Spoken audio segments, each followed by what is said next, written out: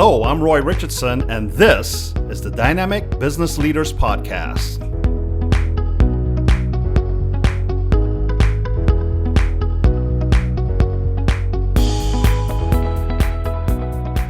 Good day, everyone. I'm Roy Richardson here from Aurora, InfoTech, and welcome to this week's edition of the Dynamic Business Podcast. You know, the goal of this podcast is really about you and getting business leaders to, share their knowledge, share their journey with regards to how they got started, some of the challenges that they faced along the ways, and really to just share best practices and advice to help us get through these difficult times.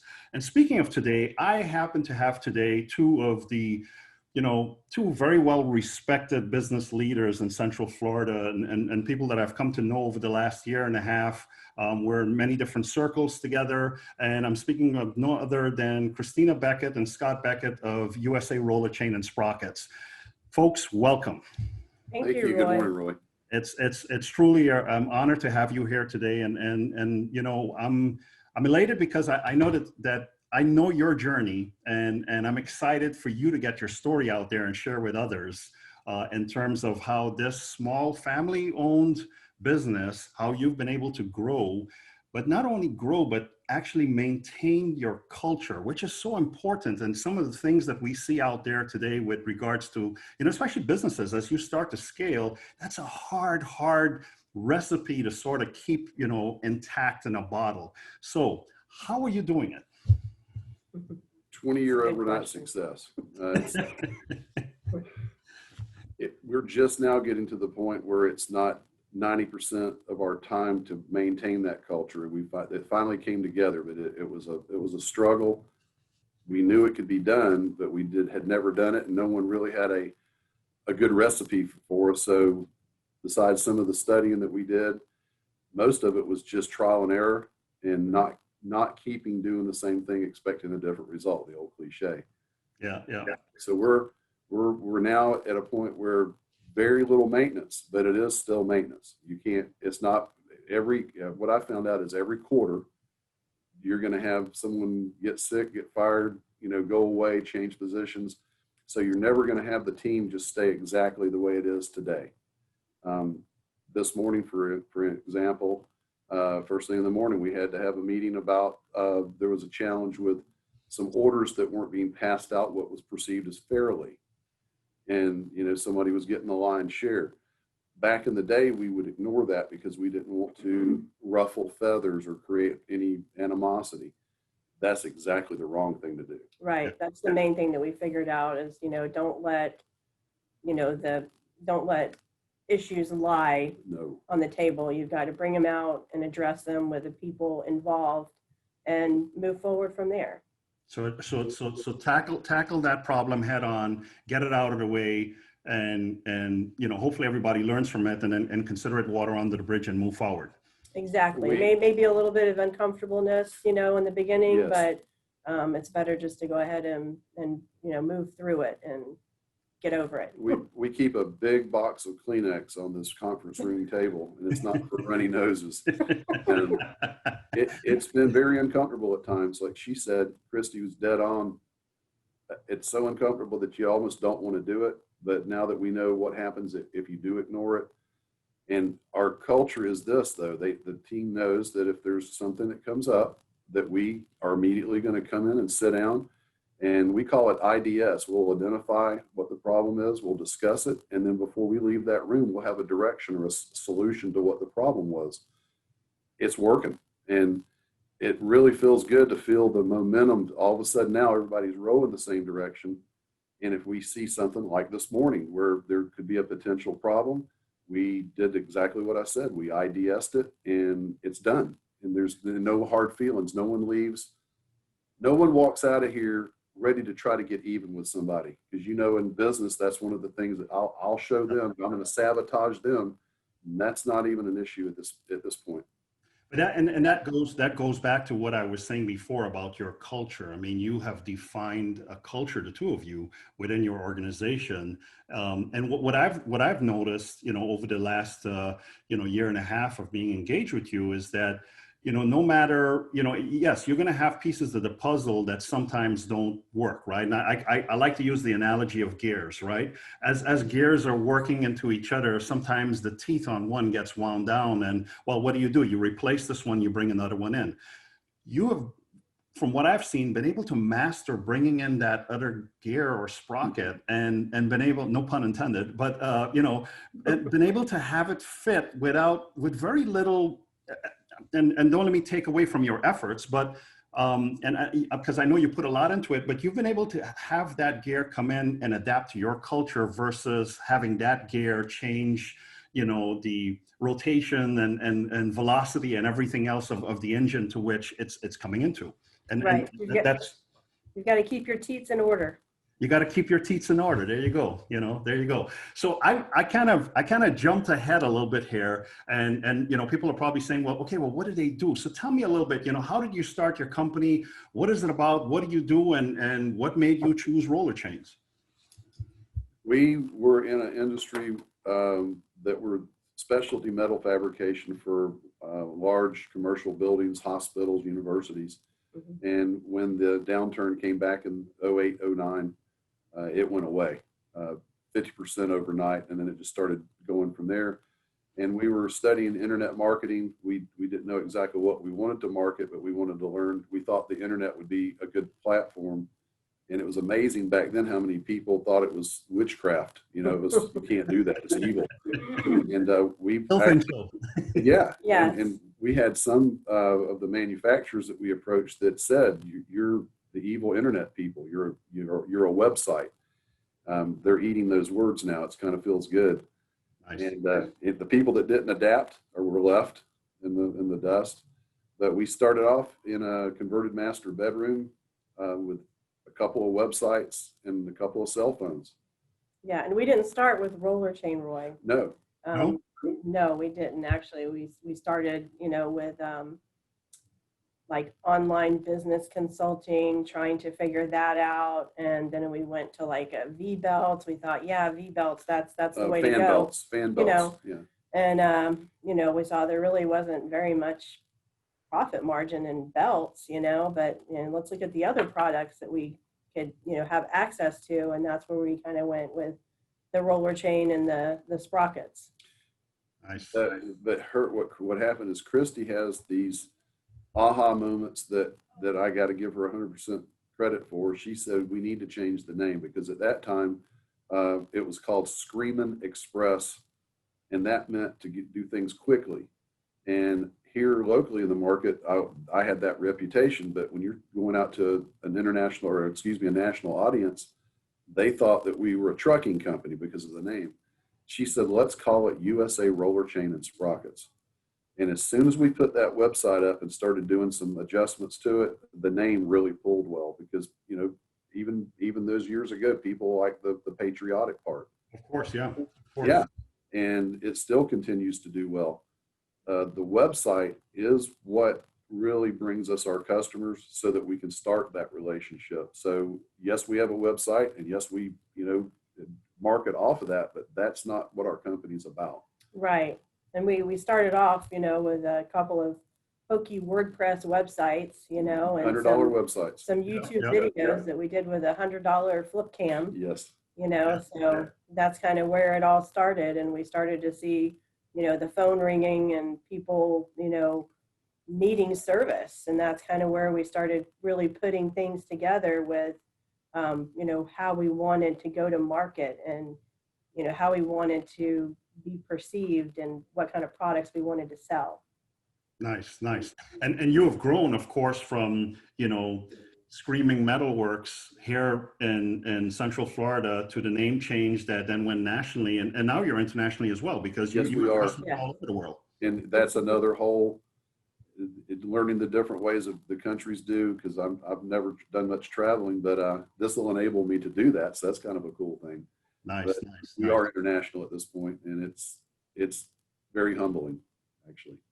That's awesome. Do you find that, particularly with shipping domestically is one thing, but then when you start getting into the international market, of course, it's you know, a whole different realm. Is that a challenge at times for you, or? It still is. It is, you know, Yeah. things can get pretty sticky pretty quickly.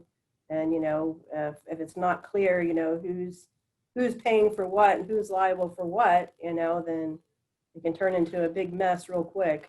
But that's one of the things that we do is we make sure that we clarify with the customers what's expected. This is how it starts. And if one of the nuggets I hope people can take away from this today is, this is one to write down, because I sure did. And I memorized it and I say it all the time. I got my pen and paper here. Okay. If you're going to have a conversation with someone, you need to know the following: who, what, when, where, how, why. It's that simple. And if you can get clear expectations set with both sides, all that gray area is gone. And one of our things, we have a core value sheet. And one of the things on that core value sheet is no gray. And you have to have those set expectations, because if you don't, it's mutual mystification. Nobody knows what to expect. We're amazed at how many companies don't even have that. They don't operate that way. They're limited questions and really kind of limited concern for what you're going to get. They're just wanting to process an order. We're not order processors. We are consultants, and we act and walk as such. You focus more on the relationship with the customer, whereas others may be focusing more on meeting their quotas. They're We're selling. just processing an order. Correct. You know, we're not just processing an order. We're trying to build a relationship with that customer, and, you know, them know what to expect and understand how we do business, and it makes it good for both sides. We hear when we start out the initial, and I won't even really call it an interview, but that's what it is. We're actually seeing if they're going to be a good fit for us, because if they're not, nobody wins. Yeah. And when we start asking the initial questions, we have them many times say, well, wait a minute, I just want to get a quote on some chain. And we can't just do that, because we don't know exactly what you need. And everybody's so used to someone just selling whatever they need to sell, or push whatever product they want to get off the shelf. And that's not, when we started doing that, there was actually, customers were confused of, wait a minute, no one's ever told me there's a choice. And so we kind of opened up a can of worms in the industry with that, with just a simple good, better, best. And someone that doesn't need the best. They just need something in the middle that'll get the job done, or they may need the very best, but you can't find out unless you have a conversation. Yeah, that's true. That's true. And that's all part of the education process as well, right? Because yes, you're helping to educate that customer along the path and saying, hey, you know what? I know you're saying you want this, but, you know, do you know that this will also do the job for you? And then there's appreciation that gets built into that, or baked into that, right? So some do, and some just are just there to get it. It's a transactional thing. They just want to get a price and either buy it or not. And those don't make it through that. We kindly refer them to someone else that's ready to service them that way. Right. And the biggest thing that one of our biggest takeaways was, you know, understanding that we can't help everybody. Oh my gosh. You know, we try. There are some customers that we're meant to work with, and some, you know, it's not the best fit. So those are the ones we try to refer off to some, you know, somebody who's more suitable to work with that customer, you know, to get them what they need, and it be a win-win for them. Yeah, it's not a matter of they're not worthy for our attention. It's a matter of that we know that we're not going to be best serving them. But it's not about us. It's about us making sure they get taken care of. And if it's not us that's making the sell, it's still a win-win. And that's amazing right there. I mean, to be honest with you, I'm sitting and putting myself in the customer's position now. I'm calling you, we're not a good fit, but you're not just kind of leaving me, you know, hanging out there in the middle of the ocean, sort of, you know, threading for water. You're saying, no, here, come, let me get you to this life raft over here who may be able to help you. And then that life raft, who's probably, you know, let's call it a vendor partner, in the future is going to be able to pay that back and pay it forward to you, because they may actually come have someone who, you know, it's not suitable for them. So wow, that's exactly correct. It happens. It's a bit unheard of. It's a neat concept. it's, you can get lazy and stop asking all the questions because it's, you know, I don't feel like going through that, or they're getting irritated. Let me just go ahead and give them a price. No one wins. Yeah. That's not what we're about. And the team here, we have, I think currently 9 people in sales, solely in the sales department. And it's a constant refresher course. And, you know, we have a weekly meeting, and that's another thing that where our culture really changed for the better. Our meetings are not drudgery. People do not go, oh God, another Friday meeting. They're coming in here energized, and they leave energized because we come in and we have an agenda. We will go over what it is. We let them voice their concerns. And if there's one thing you can ever do to make your team feel like they're valued, is listen to what they have to say. And as much as you can implement, you implement that. And it makes them feel like, wait a minute, I am part of something. Yeah, of course. Of course, there's a buy into that process there. And knowing, of course, that their word, first of all, they have a contributing factor. They're being listened to, they're being heard, and their ideas are being acknowledged and integrated. So yeah, wow. That's meetings are not supposed to be something where you come in every week and talk about the same problem and leave with no solution. But that's the normal meeting that most people are used to. We do rate our meetings at the end with, hey, I believe this was a 9, and you'll have someone say 8.5, and someone will say 10. I don't ever hear 7s. It's always, and it's not to just appease me. It's just a matter of people leave here, and you can tell they weren't, because we used to have meetings where you'd sit here and try not to go to sleep. It was that bad. So, I think we've all been through those in our lifetime. So absolutely. Yeah. We try to come up with a resolve, and even if the resolve is not an immediate long-term resolve, at least we're trying different things, you know, and they know that, and they know that their ideas and what they think, you know, is valued by us. Nice. So how did you started this whole concept, and you dabbled in little things, and then you found your niche in terms of what really works for you. Changed the name of the company, started expanding, growing. The website is working for you. So how did you bring your products and services through marketing in the beginning, and really how has that changed, you know, over time as you have scaled and evolved? Having constant vendor relations, and there's going to be challenges no matter how good things are running. And usually when things are going really, really good is when you know something's fixing to happen. Right. You better start getting prepared because it's coming. It's coming. And that's not looking for doom and gloom. That's just the reality of it. And when it happens, sometimes it can be overwhelming. We're going through some transitions right now. Left unchecked, though, it goes back to that nobody wins. If you get complacent, I think with the current world situation now, there's a lot of excuses given, and people are getting to the point where they're just kind of coasting along, and some of them aren't even making excuses anymore. They're just not trying. They're in their comfort zone. Yeah, and now they have somewhat of an excuse for not performing. We decided a few meetings ago that we said, look, we're not going to lower the bar for them. We're going to raise our bar even higher. And with that comes some damage. You're going to lose some availability to product. You're going to have some relationships tarnished. But if it's back to the culture thing, if you don't address it and you ignore it, it's not going to be pretty when it finally rears its head up. So it's uncomfortable up front, but then the rest of it starts to feel better. Does that make sense? Yeah, no, definitely. You know, it takes me back to, and we've shared some stories, with regards to my previous company, and, you know, always raising that bar, and we always raise the bar. You know, it kind of reminds me of the old Roadrunner and Wile E. Coyote show. You know, Wile E. Coyote was always trying to catch Roadrunner, but he was always raising the bar on him. Right? so when he was targeting the spot where Roadrunner was already gone. So we took the same concept in our previous company, you know, with the competitors. The competitors were always looking to catch up to where we were. When they were focused on where we were already focused on where we wanted to be. And so, you know, by continuously making those small adjustments, you know, we continue to outpace them.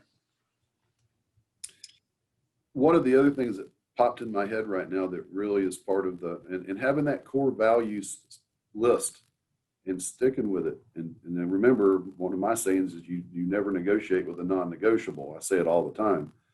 You can't, because then it's not a non-negotiable. Right. And sticking to your core values. And if it means losing orders or losing vendors or whatever it takes, if you stay with it, eventually you'll find out it's worth it. That under promise, over deliver. I don't know why in the world people want to tell you something that they know absolutely there's no way it's going to happen. Why do you want to set yourself up for failure? Right, But they and do to it. disappoint your customer. That's the last thing you Yeah. want to do. And it doesn't make sense. Why do you want to tell the customer the truth? Even if it's not what they want to hear, they'd soon hear it there than have to find out afterwards that you lied to them.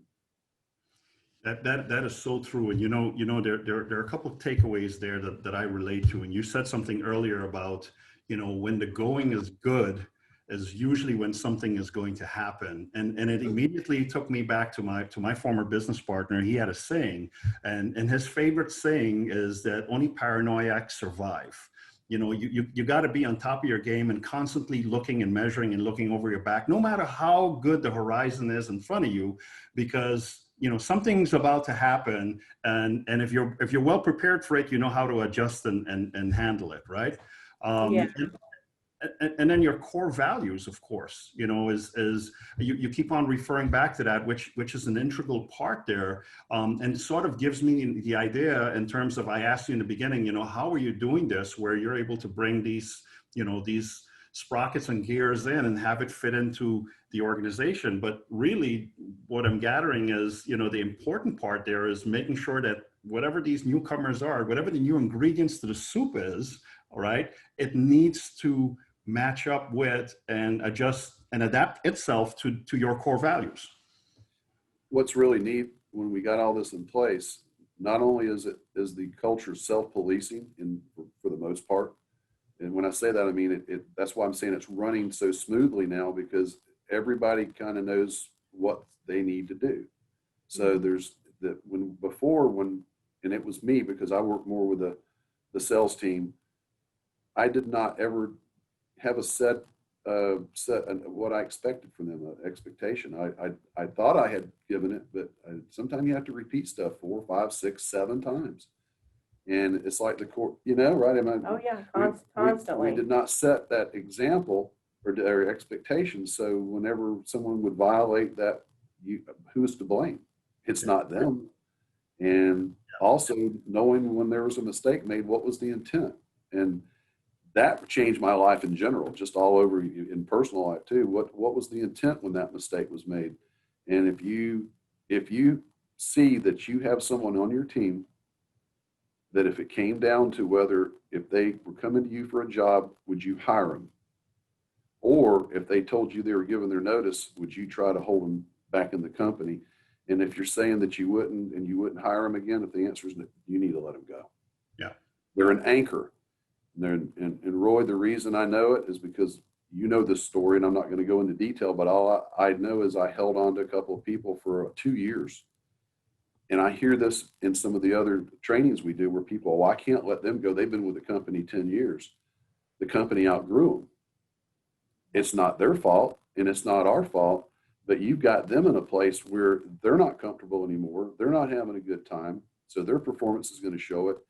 And at the end of the day, when I took a couple of the people and they left the company, after it was all over, I really felt bad that I cheated them out of a couple of years of their life. And, never mind our company, I actually cheated them too. So we now, the way things work here, if someone's not fitting or keeping up, they self-prune. We don't really have to come down to, if this continues, you're going to be fired. They pretty much know, hey, this isn't not meeting the bar, and I'm going out for the New England Patriots, but I'm not able to keep up with their speed and their rigor that they implement with regards to a training program. I think Nordstrom's had that a little bit that I studied them. There would be people that were really, really good at what they did, but they couldn't keep up with that culture. Yeah. And they would resign from the company. They wouldn't get fired. They would resign, and then they would say, you know what, that was the greatest place in the world to work. It just wasn't for me.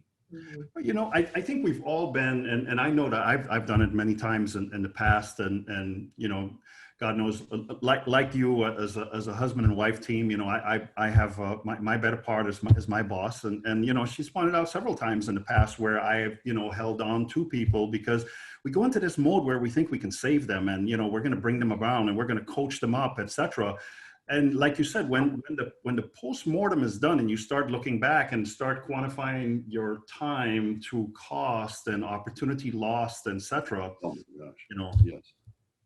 And it's staggering when you go back and do that math of what it really cost you to try to save them. Christy said earlier, we can't in their customer base, we can't help everybody. yeah, And so you have to make some decisions. Is every decision we made correct? No, but the ones that were wrong, we learn from it and then we apply it it's just a continual growth. right. Mistakes are okay. Yeah. I, I I always say, you know, if we learn from the mistake and we move on, it's good. If we're improving the mistake, then it's bad. Unfortunately, a lot of people improve the mistake. That's their learning part, you know, and you kind of, I use that a bit as my litmus test, you know, okay, let's see if you learn and let's move on. You want to do the mistake a second time? Okay, there's a second a learning experience there. The third time over, no, that's not learning from it. That's improving the mistake, you know. You know, if you're busy trying to bring the people that are the late adapters or the ones that aren't quite getting it quick enough, and you're spending, you know, 80% of your effort there and ignoring your winners, that's a mistake. Yeah. You need to make sure your winners, you're spending the time with them because they're wanting to grow. They're there, they get it. The ones that aren't, you don't ignore, but you don't want to spend all your time trying to bring them up because it's maybe that's the wrong position for them. You know, Right. so they're good. They may be a great person, but they're not great for this company at this time. That doesn't, does that mean they're a bad person that shouldn't get a job? Heck no. I mean, it's just not for this job. No, and that's true. And I've, you know, we've seen that as well and been guilty myself of it is, you know, trying to then see, you know, the person is not the right fit for that particular job. Can we move them to another seat? But at the end of the day, if they don't meet, or, you know, when you talk about, you both mentioned your core values, if they're not meeting those core values, it doesn't really matter what seat you put them in because they're not going to really conform and be an integral part of your DNA and your culture moving forward. No, and Right. they're not ever going to feel part of it. Yeah, and they're gonna be a burr in your side basically, and they're gonna know that, and you're gonna know that, and it's not gonna be a good situation, you know. What I've been able to see and observe over the last year and a half, and I tell you, you guys are doing an amazing job. You know, you've been able to retain staff. Like you said, you had some sprockets that, you know, didn't really maybe fit into place, but they were able to self prune. But for the most part, the people that I met almost 2 years ago, the same people for the most part who are there and continuing to grow within the organization as the organization is scaling and growing. Yeah. Yes. And there are a lot of young talent here. And in this particular industry, that young talent is the future. Like, and if you're not putting something in them, what's the one where they say if you train them and they leave, you've wasted all that? And they say, yeah, but what if they stay and you don't? Yeah. And so we're going ahead and doing the training. And we know once a quarter, there could be someone that could, you know, I go back to that. Your team is never going to stay perfect intact. You're going to have changes. That's okay. There's nothing wrong. It doesn't mean we're doing anything wrong. And most of the people that say, hey, you know, we're gonna take employment somewhere else, we're behind them. Hey, I'll call your new employer and tell them, hey, you made a good choice. Wow. Oh yeah, absolutely. We haven't in the last few years, we haven't had anybody that really left here that we were sad to see them go, but it was time for them to go to the next level. And I don't want to hold anybody back. Right. That's selfish. And also with that, that's why we try to do cross training as well. So yes, you know, maybe your position is sales, but I want you to know how to, you know, get shipping, you know, figured out. If you need to do like a freight quote, or maybe the shipping department, you know, maybe the two ladies in there are out that day, then we need to have somebody else to be able to step in and pick it up and, you know, do what they can do to keep everything moving. That's amazing. And, you know, in of itself, first of all, it builds esprit de corps and camaraderie and all that, you know, teamwork, etc.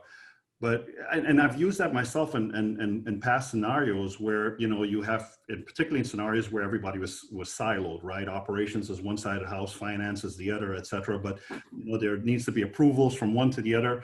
And so bringing people into that cross training and letting them come in and see for a day or a week or whatever, you know, hey, this is your colleague's work, not only so that in case you need to step in there, but so that when they send you a request, that you understand, you know, how your, let's say, lack of timely response may actually affect their ability to do their job. And that's amazing. I applaud you for doing that. That's great.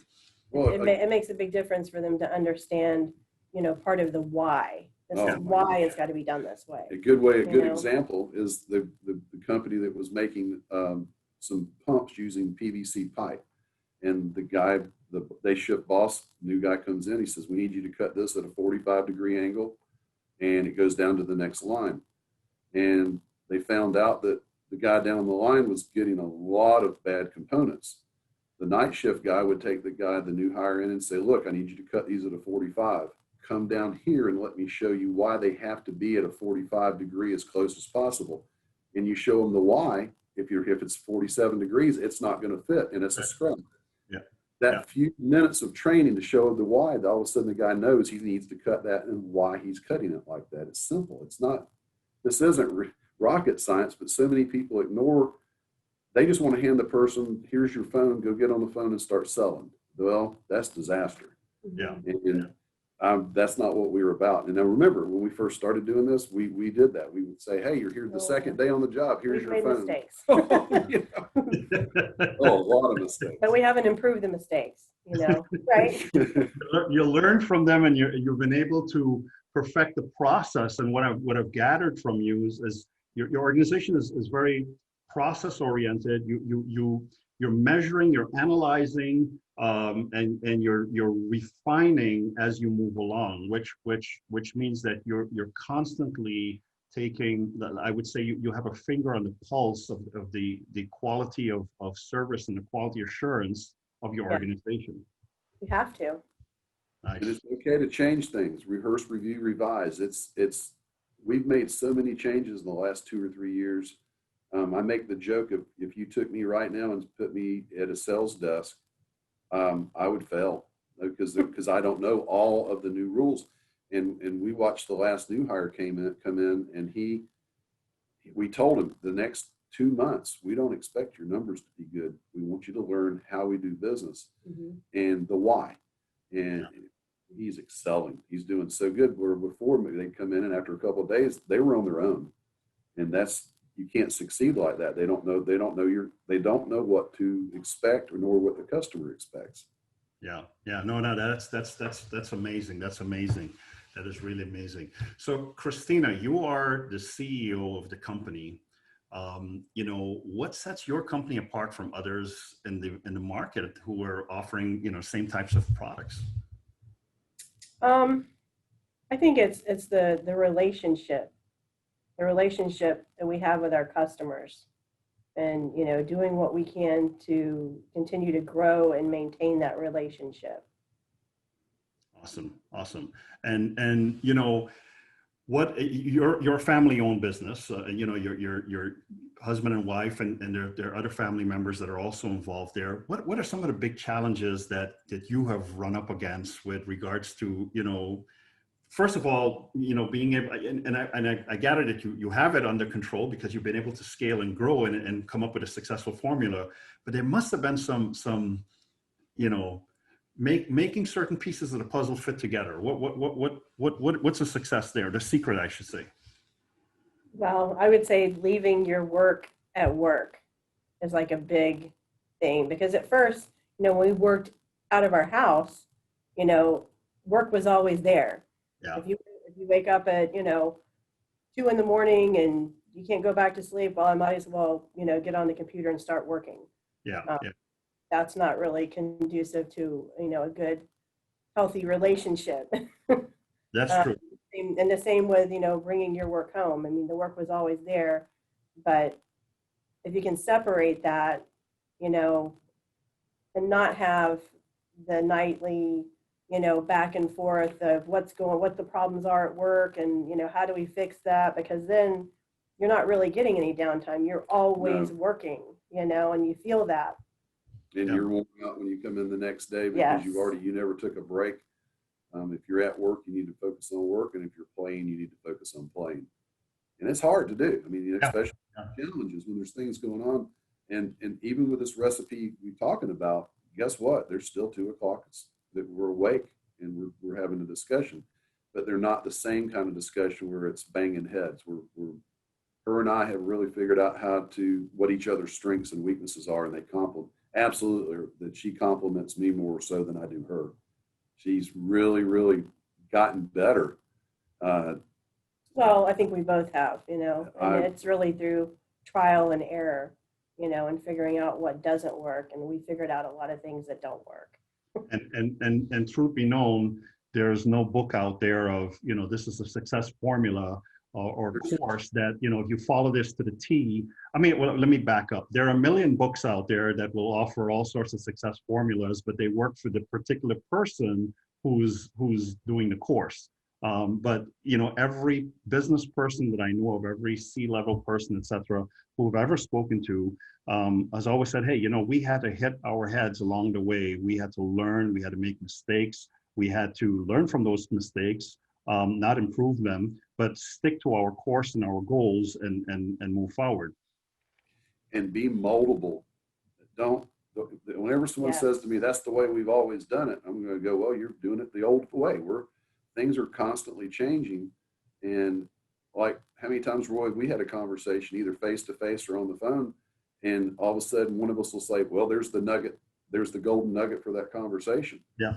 I've read many books, and I even put note in it, you know, page 67, there's my nugget out of a 150-page book. I might only get one aha out of it.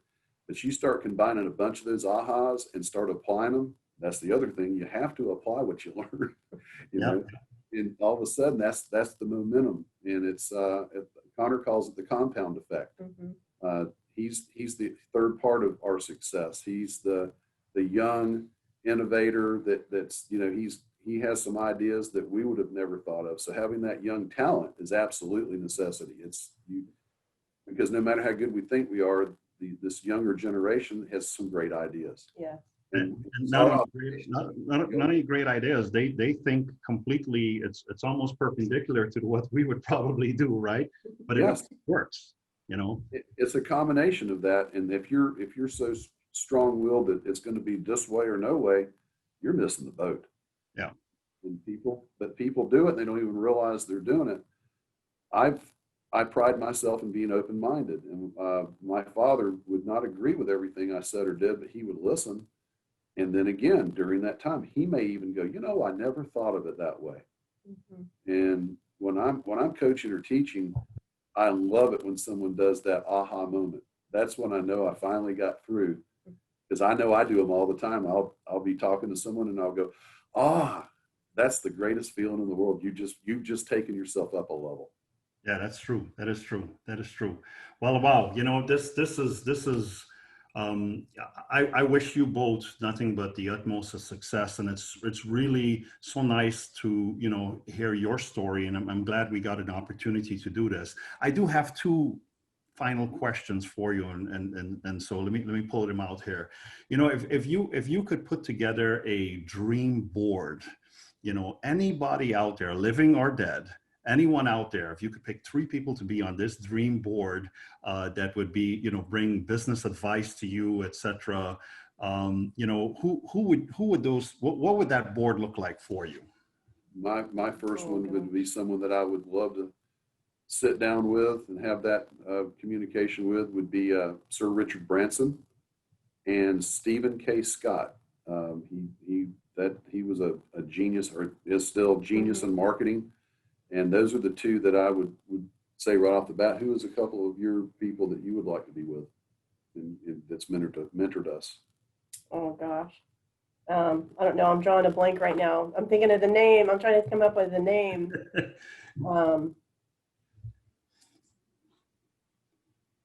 And we can come back to that, you know. Oh, she's talking about Dale Carnegie, Dale Carnegie. uh, Mhm. an innovator. Also, we can't forget the people that family and friends that have offered that. There's a gentleman that started off in a carport doing automotive batteries, and now he's huge. Yeah. He's still humble though. He still gets, I mean, money's not a challenge for him, but he can still get excited about a new toy that he gets. That's awesome. And no matter how successful you are, if you get where it's something, you know, the little things are where the magic is. If you get where seeing someone get a new bicycle is just, oh, I got a new bicycle. Man, it's be excited for people. Be excited. And one last thing I just thought of that's really cool.